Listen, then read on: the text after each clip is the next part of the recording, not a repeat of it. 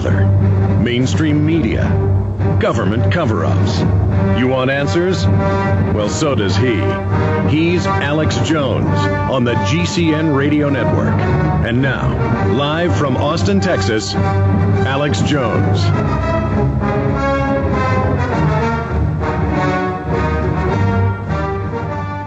Well, I'll tell you why they did that, Governor, and you're not stupid. You know why.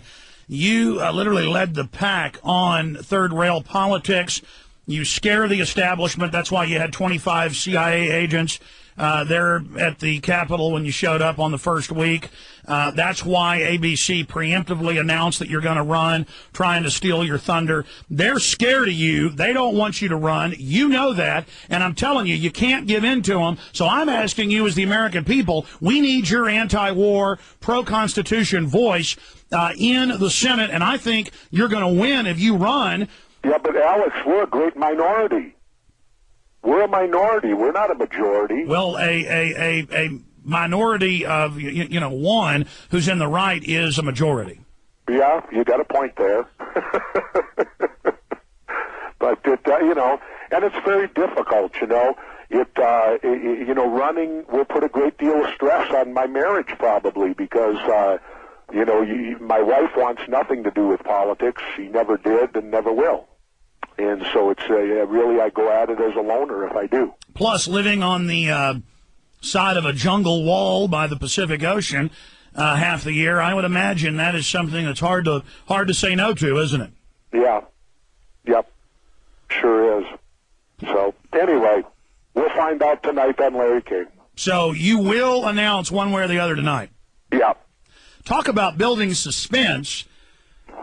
We'll do this. It all kind of started with Larry, so I figured that it should either explode with Larry or end with Larry, however it goes. Yeah, let it end or let it grow from where it started. Yeah, exactly, because it all started April 1st when I came back from Mexico and started my book tour, and the first show I did was Larry King. You're trying to build suspense. I do believe you're going to call that final child. How many children do you have? 2. Well, one of them's the one that woke you up to 9/11, you said. So, I mean, he's got to be on board with fighting the globalist. Well, he's the one I got to talk to. Oh, he's going to say, Dad, get in there and fight the New World Order. Well, we'll see.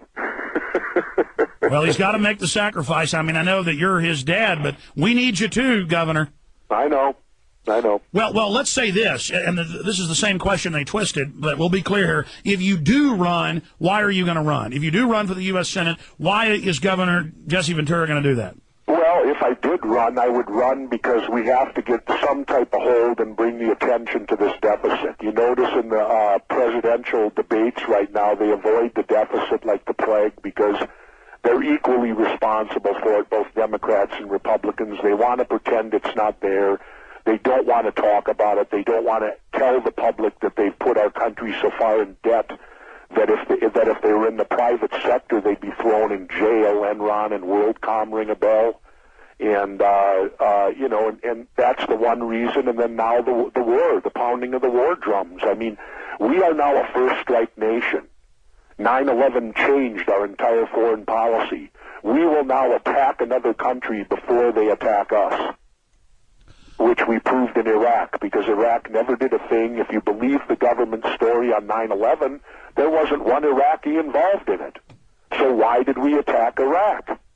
And so throughout the world today, many places view us as the people to fear. You know, many countries feel that the United States is the one you've got to be afraid of because if you cross the United States is not above attacking you. And I think that's sad. And I think that as the leader of the free world, you should not lead with a big stick. I think diplomacy is much better. You notice the Chinese, other than their internal strife, they're not going out and getting involved in any of these wars throughout the world. Why? Because they want to become the economic power of the world. That's their focus, and they're fast becoming it very quickly because we're so stupid and we're out getting involved in all these wars. You know, that's a great point, Governor. Studying history, every time, I mean, 9 times out of 10, Napoleon, Hitler, it didn't matter who, the aggressor, the Nazis, they always, no matter how big and bad, they always, in the end, tend to lose. Well, I think, go back even farther, I think our country right now is paralleling Rome. I think we're heading right down the same path Rome did. And that is entertainment and is the most important things in our lives now, not our jobs. It's how do we entertain ourselves. Clearly that was shown when the media, rather than covering issues, will cover the death of Anna Nicole Smith or Paris Hilton getting thrown in jail. These are their lead stories, which are nothing but entertainment stories. I'll tell you what, Governor, let's talk more about that. Sure. In fact, I'm going to skip this break. We're going to skip this break here for the folks watching online. Here we go. Okay, Governor, we are still on air. I went ahead and just skip that break. Okay. Last minute. Continue with the point about... Well, you notice that the media, and then the media claims that's what we want. They say they're only fulfilling what the public demands of them. Well, is that truly what our public wants, that they want National Enquirer journalism on the evening news every night? I mean, the news today, I think, would make Walter Cronkite throw up. Well, I totally agree with you. I totally agree with you. But also, not just parallels with Rome. What about 230-something years ago, the parallels with the British Empire, never been defeated, and the first place they get beaten is here in the United States, fighting 5-1 against the ragtag rebels. Well, you know, it's interesting, too, that we look at this war in Iraq now and we call them insurgents, these people that are fighting us. And yet, if you go, let's go back to the movie Red Dawn for a moment. Remember that great movie with Patrick Swayze where it was the hypothetical situation, the United States was invaded? And sure, Charlie Sheen's in it, yeah. Sure, Patrick and the Wolverines were the young kids that went up in the mountains of Colorado and were battling them left and right, and we watched the film and we're cheering them on, you know, America, go get them. Well, look at it today. We would call Patrick Swayze and his group insurgents today. And we would be the occupiers. I think that's horrible. We're now the occupiers and the insurgents are the enemy.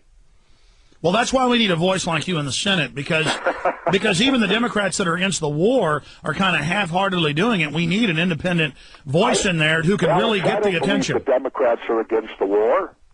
That's what I'm saying. They just pretend to be. Exactly. They pretend to be, but they're for it, too. You notice now that Barack Obama's even hedging. You know, at first he was, I'm going to pull us out as soon as I get in there.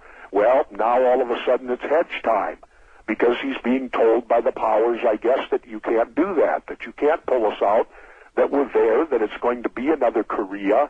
We're going to occupy this country for long, long into the future. Well, that's the point that I've been trying to make, is that Barack Obama, for outward consumption, said he would try to end the war, but then the elites that are backing him put out press releases saying, don't worry, he's our boy, and then his foreign policy advisor and several others were at a big summit in Canada on globalism and so-called free trade, and trying to end NAFTA and GATT, and Barack Obama's people said, don't worry, he's only saying that for the public. And that's why I'm telling people Barack Obama is a Trojan horse. That's why I wish you were running for president.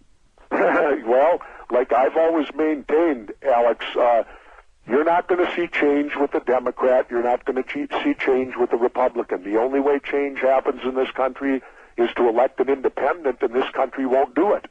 They're too entrenched with the two-party system, and it's too difficult to break through that because it's very hard, because not only does the two-party system, the two-headed snake, control our government, but they also control all the rules, and it's very, very difficult to beat anybody when they can change the rules at halftime.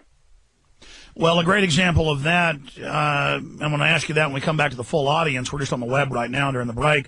When we come back to the full audience, I want to ask you about Ron Paul and how he was winning delegates in some states, and the Republicans would just come out and say, you know what, it doesn't count. We're just going to ignore the process. So I want to get your take on that, and also any other subjects you want to cover. We're also going to take some phone calls for you as well, Governor. We're coming back into the main broadcast right now. During the breaks, we're just for the Internet audience, so we don't waste any of your precious time. Here we go.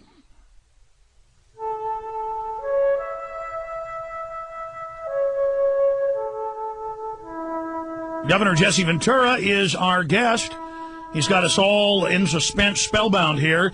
He'll be announcing tonight on Larry King Live whether he's going to run for the U.S. Senate or not. He is got almost a double-digit lead compared to what he even had when he first announced against the same individual that's running for Senate. He was behind the fella in the past. He's now ahead of him. And I think even with some of the chicanery with the voting machines, Governor Ventura would win by such a margin, and his views are so popular. You know, Governor Ventura, I actually disagree with some of what you said here today. You keep saying that we're in the minority. We are in the majority with our views. Every poll shows that.